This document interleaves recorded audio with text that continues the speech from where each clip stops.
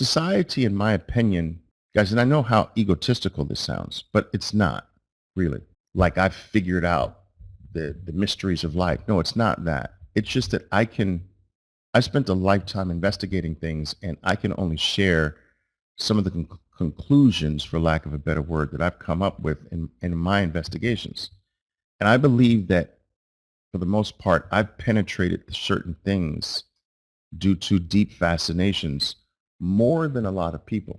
And so when I tell you that, um, I believe that society has mistakenly placed too much importance on in, on the the apparatus of thinking, that is not an egotistical comment coming from me.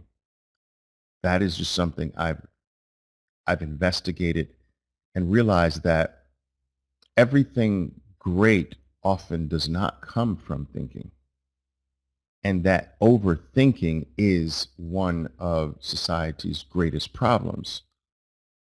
Yet we're taught that the thinking man is the hero. We're told as children, think, son, think. You're not thinking. And most of great things have not come from thinking. All right. The thinking is a tool. It is not useless. It does have a value, but it is like a hammer in a toolbox. And if you use the hammer for what you should be using a screwdriver for, and when you use a hammer when you should be using a saw, and you use a hammer for when you should be using a pencil to draw a line on, and when you use a hammer for everything, it stops being something beneficial. It starts being stupid. And thinking is only a very small corner of life, and it's only very valuable in a very small corner of life, but we overuse it for everything. So we've got one tool in our toolbox, thinking, the hammer. And we go around applying the hammer to everything. And if you think about it, if you take thinking too far, right? Thinking becomes insanity. So think about that insanity is overthinking. That should be the message right there. I mean, I've always used this as an example. You see someone on the corner, homeless, talking to themselves, actually fighting with imaginary people, arguing, cursing on the corner. What is that person's enemy? His thoughts. He's got too many of them. Right? He's a victim of his own mind, his own crazy thinking. Right? So that should tell you that thinking can't go so far. That there's a certain point where it stops being beneficial. And so I've come to realize that the best way to train traders is to remove them from the thought process, to actually create something that is the replacement for their thinking, and that is a list or a plan. Your plan is the replacement of your thinking. You're not supposed to be thinking. You're supposed to be determining what's next on that piece of paper, not what you think is next. I think therefore I am, and I think more, and there I am again. That's right. Yeah, I actually do not agree with Descartes in that regard, that I think therefore I am. I think it's almost absolutely reverse.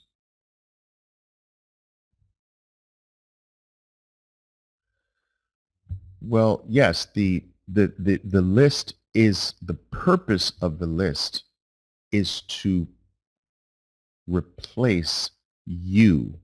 And what I mean by you is the ego you, and the ego you is thought. All right. The real you is not a thought, all right? You can witness a thought, but you can't be a thought, okay? So um, the problem, what so many people don't understand what ego is. They use it, they think they understand, but they've never investigated what exactly is ego. Where is it?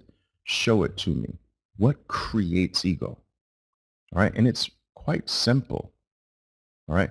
It's the confusion that, or the mistaken identity of who you are. It is the age-old mistake of believing that you are the voice in your head, that you are your thoughts. That is what creates ego. So in a sense, you have transferred what you are to your thoughts. And it is this that becomes the representative of you. It is not you, but it is what, and the more you do that, the more you lose control of who you are, and the more powerful your thinking apparatus becomes. And this thing grows, and that's what ego is. It grows to the point where it actually controls you.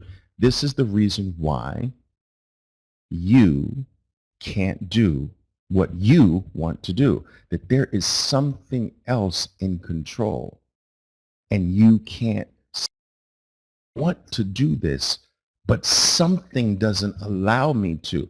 That's living proof that you have lost control, that you are misidentifying who you are, because no one in your world has control except you, but you have misidentified who you are.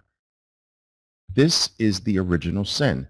This is called, if you look up the Latin word for, I think it's the Greek word, if I'm not mistaken, for sin, the root word is interpreted as to miss the mark, right? To miss the mark. And that's the original sin of man, which is to misidentify, miss the mark of who I am. And everything goes downhill from that. Like once you don't know really, once you mistake who you are, everything is wrong from there, right? Everything. And so the return back to this state of power, the state of regaining yourself, being born again, whatever terminology you want to use for it, people throughout history have used different ways to explain this realization of who I really am. Religion has explained it one way. The psychiatrists, the psychologists have explained it another way. Philosophy, the mystics have explained it all different ways, but it's all the same. It's all about a return. All the stories are about a return back to the realization of who you are. The story of the prodigal son returning back to the Father's house. The story of Jesus Christ being resurrected back. I go back to my Father. The story of the return back to Eden. The story of losing your life to gain your life. Everything is the story of the return from the search for the Holy Grail to return back to the tree where the Holy Grail is. It's a rediscovery, a return back to who you really are. And that is the ultimate purpose in life, the return.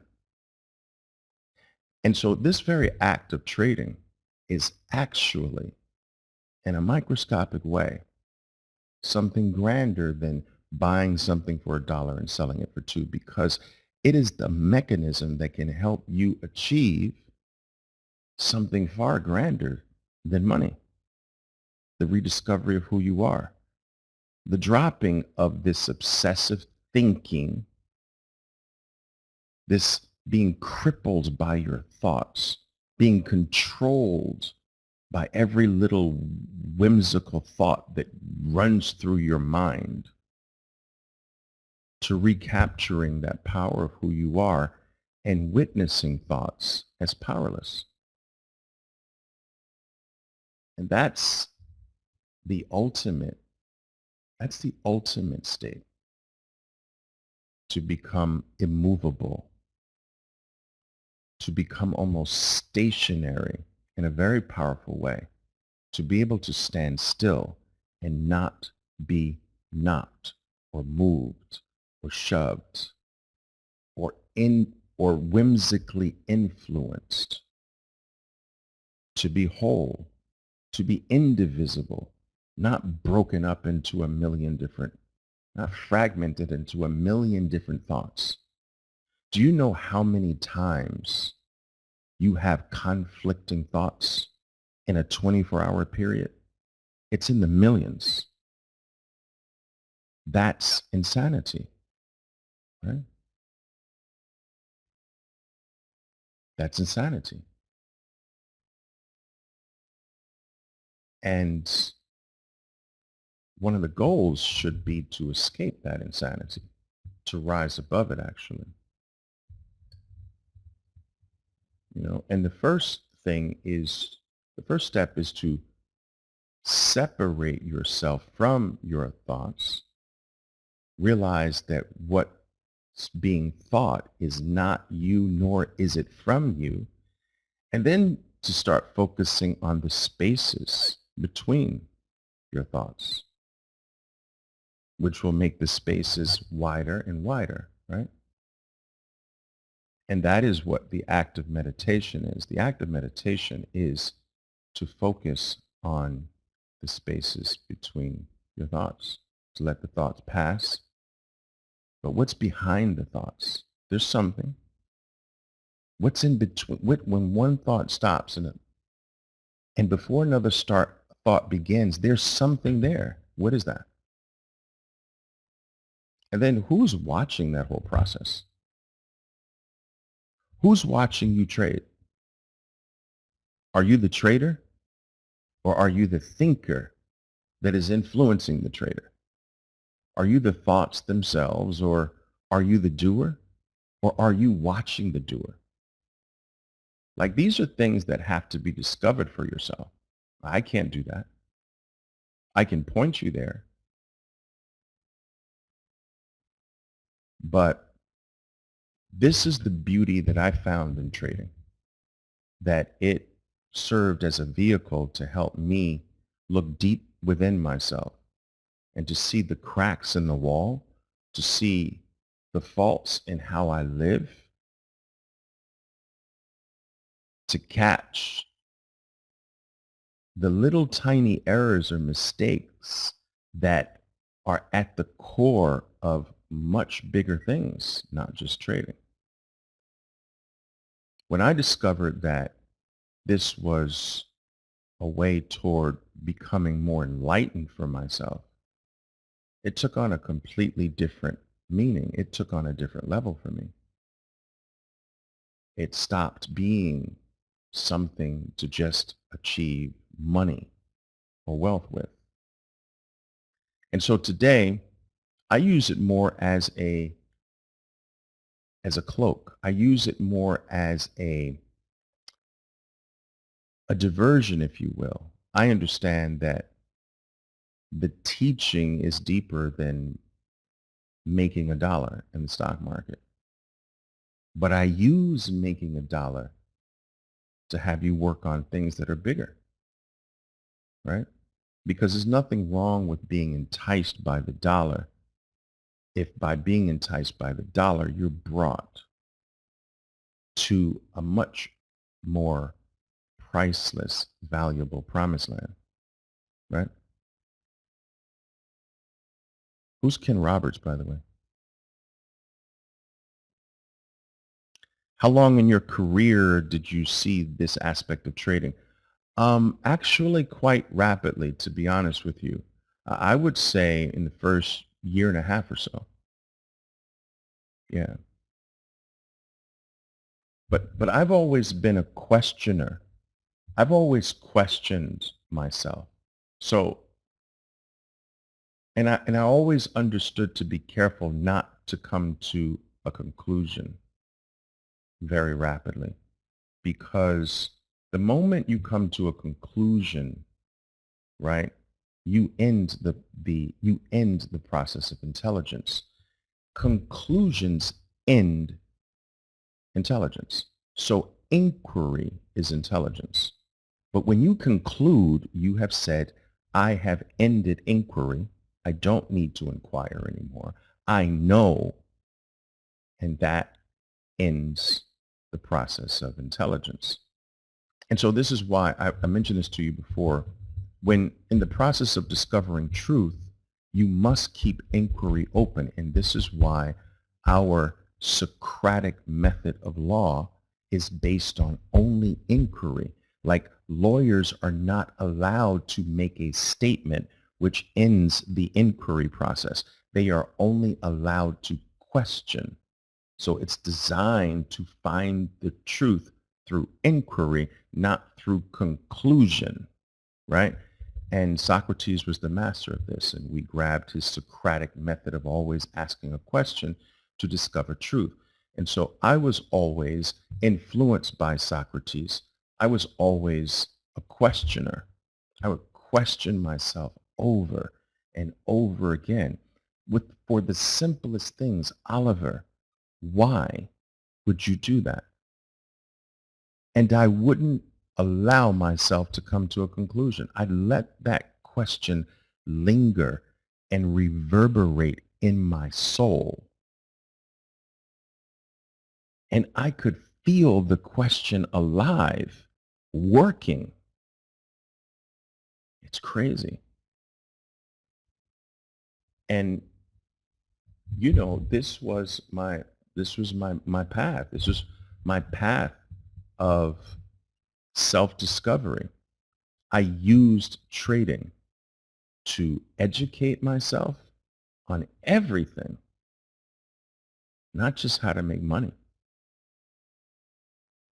It made me explore all types of different things. Because once you have accepted the notion, the very true notion that you must become better, and then you must take that better you into the market to produce better results. Once you grab that and you realize it's not becoming a better trader, it's not getting better techniques, it's actually I have to rise to a higher level myself first. I have to improve. I have to become better. I have to become more enlightened. I have to become more disciplined. I have to become more informed. I have to become more educated. And then once I have become better, I take this better version of me into the market, and that automatically creates a better set of results. And so once you realize that, you become obsessed with working on you, working on what you hang the letter I on. And that is what is so carelessly done by the vast majority of people. They hang this letter I, this pronoun that's supposed to be them. They hang it on anything except the right thing, right?